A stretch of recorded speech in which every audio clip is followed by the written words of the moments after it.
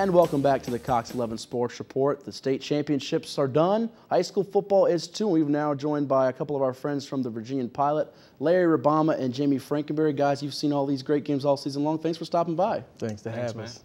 Big year for Hampton Roads High School football as two teams make it to the state championship. Lake Taylor prevailing over Stonebridge, Ocean Lakes falling just short against L.C. Bird. And the Titans win their first state title. Got to be a great year for Hank Sawyer and company to celebrate this one. Yeah, it was good. It was great for him to get that victory. I know it's been like a monkey on his back, and he finally got it. His team played well. They could just see the family. It was family-oriented type thing. It was good to see him get that. Really good to see him get that. And Jamie, we saw his wife, Sandra Sawyer, the girls' basketball coach, won one a few years ago. Now he's got one to put in the trophy case at home. Yeah, he spoke about that after the game. You know, Sandra won a state title a couple of years ago with the Lake Taylor girls basketball team, and Hank said every time somebody comes into the house, they see her trophy and all her paraphernalia, and they want to know where his is. Well, now he's going to have some stuff to sort of show off when he gets visitors.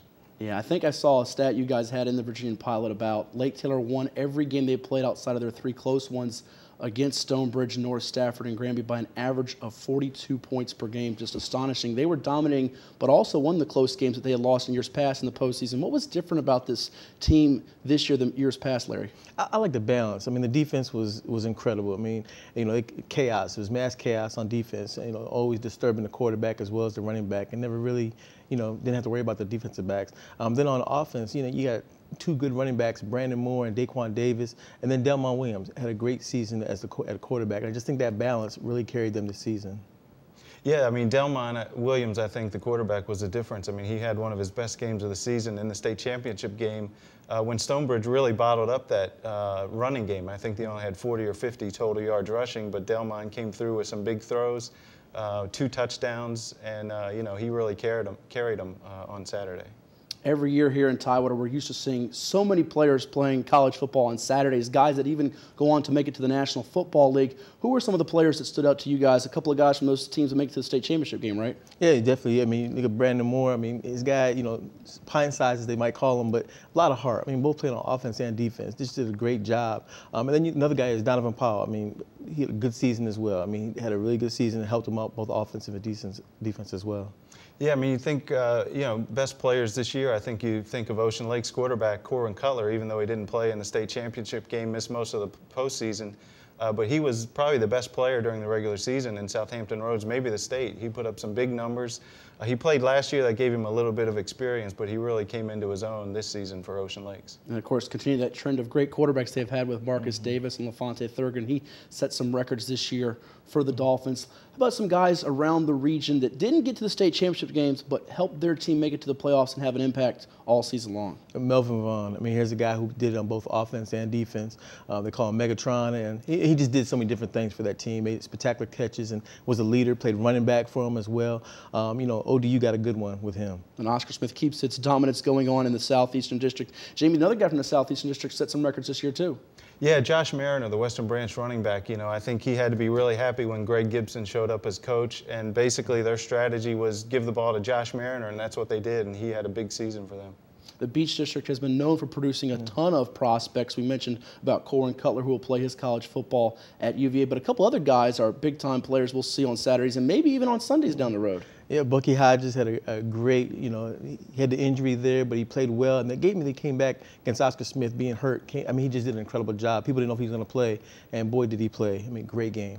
And Jimmy, Bayside High has some prospects to look at too. Yeah, Quinn Blanding, I think, may be one of the top prospects for next year, so he'll be back next season. And he's a playmaker on both sides of the ball, you know, at receiver and defensive back. So I think they'll be happy to have him back next year at Bayside. They've had some top 100 guys before, Demetrius Nicholson, and now, of course, Taquan Smoke Mizell. It's going to keep going with Quinn Blanding. Guys, as you look at the season, were you really surprised about Ocean Lakes and Lake Taylor getting this far? Because we've seen Oscar Smith and Phoebus dominate the football landscape, not just in the region, but the state for years. Two new teams get to the championship game, and they could be back for a while. They could. Both teams have young players. I mean, Ocean Lakes was surprising because they got out of a very tough Beach District. They had Salem and Bayside, and then to beat Oscar Smith, that was kind of like the thing. They had to beat him. Finally, could they do it? And I know, you know, Coach Chris Scott talked about that beginning of the season. We got to win the big game, and they did it this year.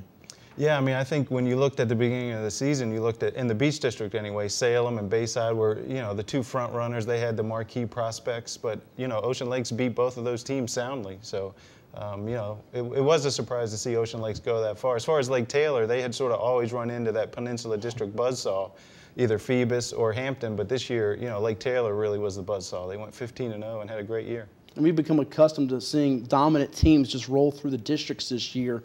Of course, Oscar Smith for so many years, Phoebus on the peninsula. You look at the Beach District when Lansdowne owned it for years with Percy Harbor, and then now lately with Salem and Ocean Lakes. But there seems to be more parity around. You see a surprise story like Granby, Lakeland, Western Branch came on strong. Is that something you think we'll see for years to come? Or? I hope so. I like it because you like the parity. You like to see different teams. But like you said, Western Branch, what they did, Lakeland, what they were able to do. Kingsford played really well, you know, during stretches, and I think it makes it exciting for the fans as well. Yeah, I mean, I think so. You'd rather see, you know, some really good games. You know, usually there's a district or two that, you know, have a couple of big games, but this year, you know, you look at the schedule and it was Granby, Lake Taylor, we couldn't wait for that. You know, Ocean Lakes and Salem, we couldn't wait for that. And Grassfield, Oscar Smith. So it's nice to have some company for some of those top teams. We'll get you out on this, and we always thank you guys for stopping by. Enjoy reading your work in the Virginia-Pilot and online at 757teams.com. Tell us about this new VHSL classification system. This was the last state championships we saw with the current format, Division 6, Division 5. Now they're going to have realignment. What's your thoughts on it, and how do you feel about it? I feel bad because we're only going to be, we don't have any new reporters. It's the same reporters. We're not going to get any extra people to cover these games. And so some people are going to be left out. And I'm going to feel bad for those teams. We can't be at every state final. That's what it's going to be bad. They added more teams, but we don't get any more people. And it could be difficult for the fans to grasp at first, but it's new for just us two in the media as well. Right, yeah. I mean, I'm confused already. And I think a lot of the athletic directors are too. They're sort of wondering how this is all going to work. I don't think we'll see as big a difference in football because you're still going to have 6 state championship games. I think where the big change is going to be is in basketball. We have a lot of different conferences, different divisions. And we'll, you know, the last few years, this big Eastern Region tournament at Scope has been a huge success, and it'll be interesting to see how it changes that. Well, we'll get you guys back in here in the winter. Thanks for stopping by. Thanks for having us. As always, check out their work in the Virginian-Pilot and on 757teams.com. That's Larry Rubama and Jami Frankenberry. I'm Matthew Hatfield. Thanks for watching the Cox 11 Sports Report.